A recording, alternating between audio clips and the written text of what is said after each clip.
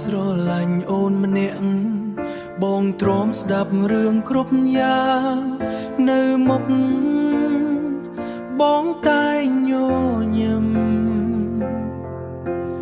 លួងចិត្តពីស័យក្តីផ្ដោយោបល់គ្រប់យ៉ាងខំលាក់បាំងអារម្មណ៍ធ្វើចិត្តធម្មតាអ៊ីឃើញអូនយំសោពេលឮអូនឆ្លើយថានឹកគេមិនហ៊ានតបទេ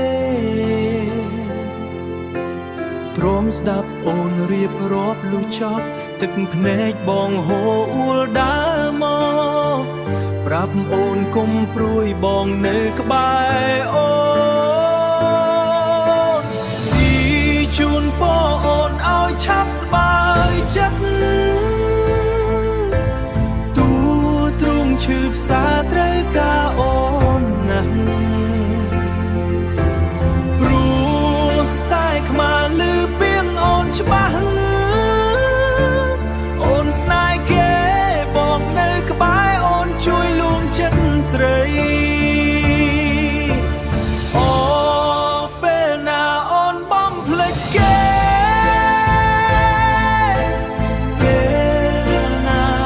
អូនឈប់ឈឺចាប់ពេលណាចិត្តអូនយល់ចិត្តបងខ្លាំងពេលណាអូនខ្លាំងអារម្មណ៍ឬបងពិនគ្មានសិនសោះនឹងមើលថែអូន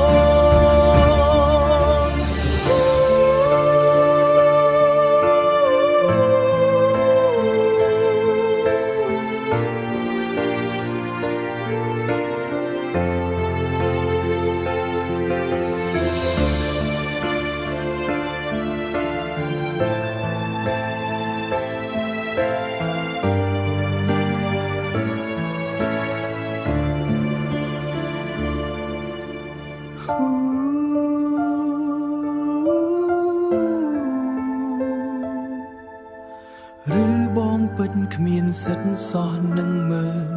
ថែអូន